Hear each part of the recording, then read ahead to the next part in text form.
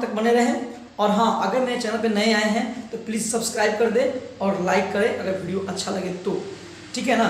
तो आइए हम लोग जो है क्लास में तो ऐसे पढ़ते ही हैं, आज इस क्लास में पढ़ने वाले हैं यूट्यूब के इस वीडियो के माध्यम से आपको बताने वाले हैं ओम्स लॉ के बारे में। तो ओम्स ने क्या कह दिया, कौन सा ऐसा लॉ बना दिया जिसको हमको पढ़ना इतना इम्पोर्टेंस बन गया है। तो जॉर्ज साइमन ओम, उनका पूरा नाम था जॉर्ज साइमन ओम। वो एक भौतिक वैज्ञानिक थे, फिजिक्स के वैज्ञानिक थे, जिन्होंने 1827 ईस्वी में दो चालक तारों के, किसी चालक तार, अगर ये भी एक चालक तार है, चालक किसे कहते हैं जिनसे होकर विद्युत धारा आसानी से बह सके, जिन पदार्थ से होकर विद्युत धारा आसानी पूर्वक बहते हैं उन्हें हम लोग कहते हैं चालक पदार्थ। तो चालक के दो छोर होंगे, एक छोर यहाँ एक छोर ये है, तीन दोनों के छोरों का कुछ विभवांतर होगा। पहले भाई विभव विभवांतर थोड़ा समझाते हैं आपको, विभव विभवांतर। और उससे पहले कि हम लोग चले उनके नियम में कुछ इंपॉर्टेंट बातें विद्युत धारा के बारे में जान लेते हैं। तो विद्युत धारा के बारे में मैंने एक वीडियो बनाया है जिसमें आपको विद्युत धारा के आविष्कार से लेकर हर एक चीज बताया गया है। तो आप वहां से वीडियो को देखें या फिर आप यहाँ थोड़ा समझें विद्युत धारा क्या होता है। देखिए, धारा का मतलब होता है बहाव और विद्युत का वास्तविक मतलब होता है आवेश। अर्थात आवेश के बहाव को, आवेशों के प्रवाह को, जब आवेश प्रवाहित होंगे तो विद्युत धारा जनरेट होगा, और जो होगा या फिर आवेशों के प्रवाह होने से कहीं चालक में जब आवेश बहेंगे तो जो चीज उत्पन्न होगा उससे हम लोग कहेंगे विद्युत धारा कहेंगे। तो विद्युत धारा क्या है? आवेशों के प्रवाह की दर।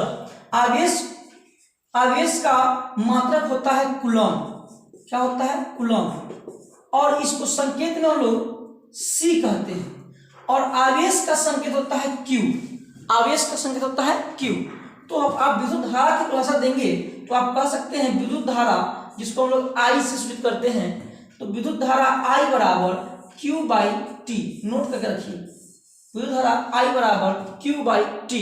ये विद्युत धारा की परिभाषा है, मैथमेटिकल परिभाषा है। कहेंगे आवेशों के प्रवाह की दर को हम लोग कहते हैं विद्युत धारा। तो आवेश क्यू है और दर जो है यानी कि समय, उसको टी कह दिए। तो आई बराबर क्यू बाई टी, आई बराबर क्यू बाई टी।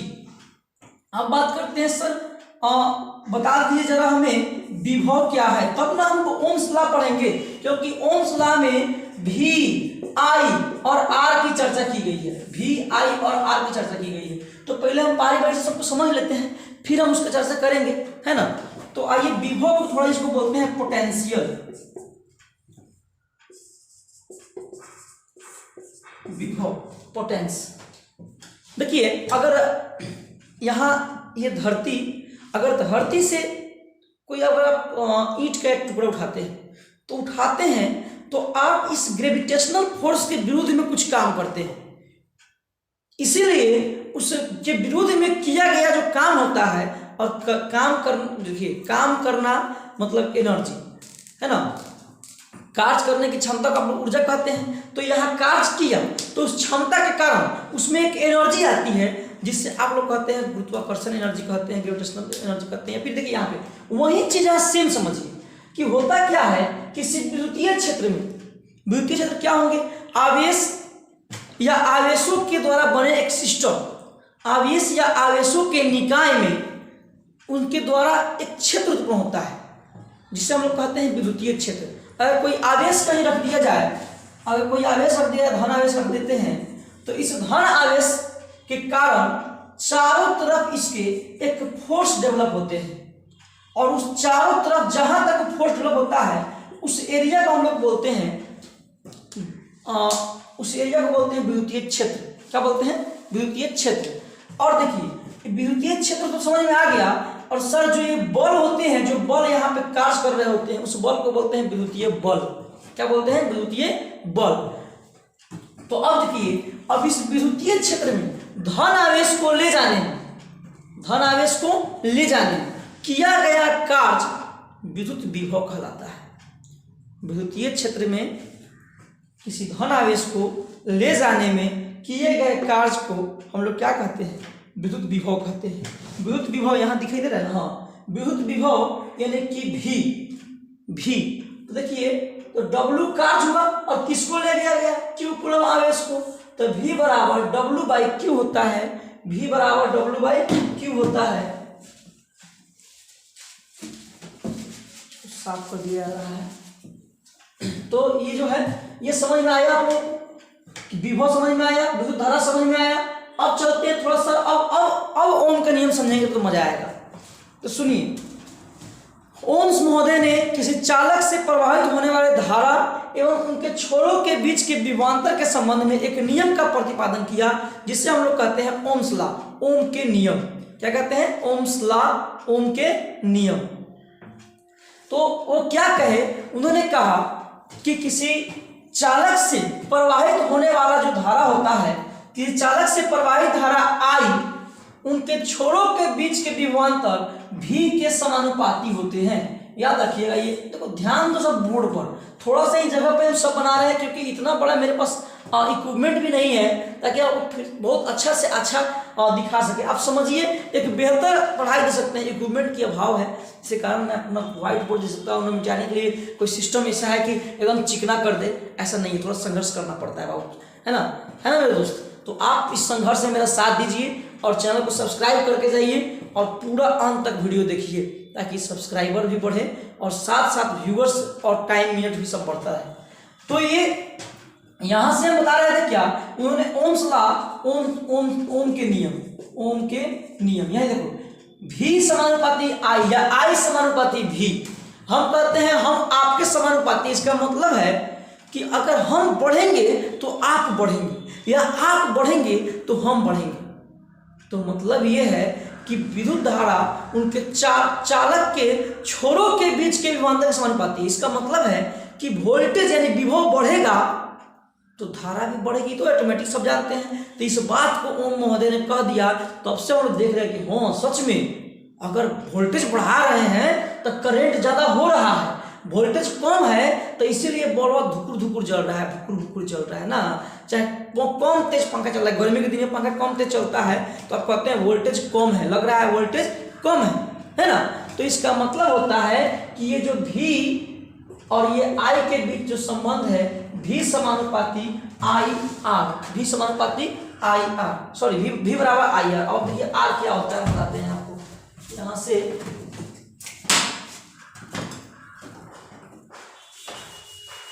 क्लीन कर लेंगे हल्का सा।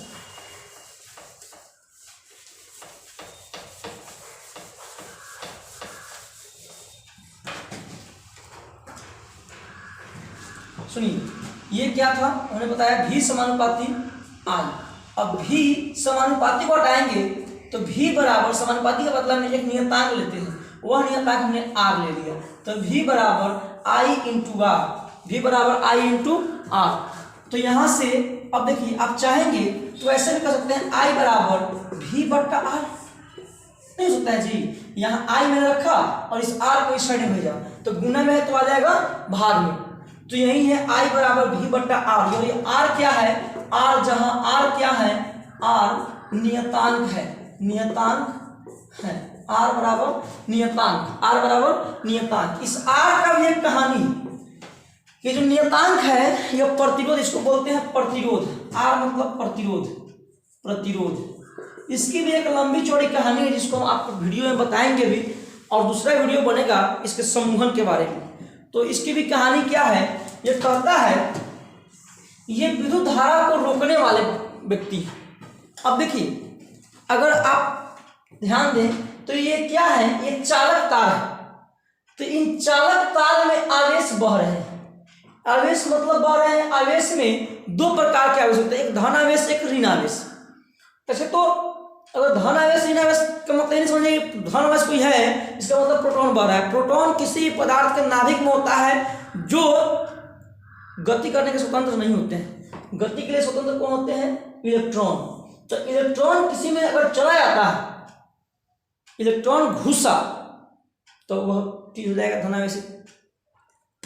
अगर उससे इलेक्ट्रॉन निकल गया तो हो जाएगा ऋणावेशित। नहीं, ऐसा नहीं, उल्टा अपोजिट है। अगर किसी में से इलेक्ट्रॉन निकल जा रहा है तो इसका मतलब है उसमें प्लस वाला की संख्या ज्यादा हो गया, क्योंकि किसी भी धातु में अगर आप बात करते हैं सोडियम है, सपोज कि सोडियम है, सोडियम में 11 इलेक्ट्रॉन 11 प्रोटॉन होते हैं। किसी भी पदार्थ में समान मात्रा में इलेक्ट्रॉन और प्रोटॉन होते हैं। P बराबर E, यानी कि P और E, P मतलब प्रोटॉन, E मतलब इलेक्ट्रॉन, ये दोनों हमेशा किसी भी पदार्थ में बराबर होते हैं अगर वो परमाणु है तब। किसी भी परमाणु में इलेक्ट्रॉन और प्रोटॉन की संख्या समान होती है। इस समान होने के कारण अब ये अगर आप बात समझ रहे हैं तो आपको पक्का आज समझ में आने वाला है कि धन आवेश कौन होगा, ऋण आवेश क्यों होगा। आप कंफ्यूजन में आज से नहीं रहेंगे, बिल्कुल भी नहीं रहेंगे। तो धन आवेश, अब देखिए 11 क्या था, इलेक्ट्रॉन था, और 11 क्या था, प्रोटॉन था। तो अगर इससे एक इलेक्ट्रॉन निकल जाता है, एक इलेक्ट्रॉन निकल गया तो ये कितना हो गया, अब कितना हो गया, ये 10 हो गए और ये कितना 11 के 11 आ गए।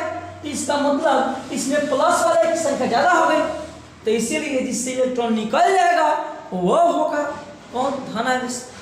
और जिसमें इलेक्ट्रॉन घुस जाएगा तो देखिए ज्यादा संख्या ज्यादा हो जाएगी, उसको बोलेंगे ऋण आवेश, ऋण आवेश है ना। तो अब ये क्या है कि इसके आवेश के प्रवाह को रोकने का कोई काम करेंगे। तो आवेशों के प्रवाह को जो रोकता है अर्थात विद्युत धारा का विरोध करता है, तो विद्युत धारा का जो विरोध करता है उसको बोलते हैं प्रतिरोध। प्रतिरोध मतलब विद्युत धारा को रोकने वाला, विभवांतर मतलब विद्युत धारा को ढकेलने वाला। तो ठेलेगा तो विभव, और जो ढकेल रहा है वो विभव है, और जो रोक रहा है, रोक के रखले है, वो है क्या, वो है तुम्हारा प्रतिरोध, जिसको R कहते हैं। और इसको संकेत के रूप में ऐसा इसके चिन्ह के साथ ऐसा प्रतिरोध का चिन्ह होता है। तो अगर अब देखिए इस प्रतिरोध को, प्रतिरोध आपका कौन कौन हो गया, तो विद्युत धारा को रोकता है पंखा, विद्युत धारा रोकता है तो चार्जर, तो सब का प्रतिरोध है। बल्ब प्रतिरोध है, चालक तार भी प्रतिरोध है, ये जो तार है वो भी प्रतिरोध है, क्योंकि वो भी अपने से होकर धारा जाने नहीं देता है और नहीं जाने देता है। इसी कारण से अगर बीच में बॉल लगाए रहते हैं तो उसको रोकने के क्रम में उसमें भी इलेक्ट्रॉन चला जाता है, तो उसमें भी गति कर देता है, समझ रहे हैं ना। तो वही बात है। तो रोकने वाला प्रतिरोध, ठेलने वाला विभव, है ना। और अगर देखिए अब दोनों, अब हर जगह विभव समान रहेगा, यानी कि इधर जितना पानी है उतना ही पानी इधर भी है, एक थाली में पूरा बराबर पानी है, तो जब तक उसमें उसको ऐसे नहीं करेंगे, एक को ऊपर एक को नीचे नहीं करेंगे एक भाग को, तो तब उससे फ्लो नहीं हो सकता है ना। तो इसके लिए विभवांतर, विभवों में अंतर करना पड़ता है, विभवों में अंतर करना पड़ता है। इसको अंतर करने के लिए हम लोग क्या करते हैं, एक तरफ अर्थिंग का तार लगाए रहते हैं कि जैसे यहाँ गया इसको शून्य कर दिया, तो ये हमेशा 250 है, 250 ये दे रहा है, और शून्य ये दे रहा है, तो 250 और शून्य के बीच 250 का अंतर रहेगा, है ना। तो ये सिस्टम है, ये इलेक्ट्रॉन और इलेक्ट्रॉन का कमाल है, विद्युत धारा का कमाल है, ठीक है ना। तो अगर समझ में आया हो तो प्लीज़ वीडियो को आगे तक भेजें, और इसके बाद और एक वीडियो आएगा जिसमें हम इसको सिद्ध भी करेंगे। ये ओम्स लॉ था, जिसमें बेसिक जानकारी लेनी थी, अभी बेसिक जानकारी के बाद हम ओम्स लॉ का प्रूफ करेंगे, और ओम्स लॉ प्रूफ करने के बाद आपको हम प्रतिरोधों का समूहन पढ़ाने वाले हैं। तो आप लगातार मेरे चैनल में बने रहें, और अगर क्लास 10 की तैयारी कर रहे हैं तो बेहतर तैयारी के लिए आप प्लीज़ मेरे चैनल को सब्सक्राइब कर दें, और हाँ, अपने दोस्तों को भी सब्सक्राइब करने के लिए जरूर कहें। जय हिंद।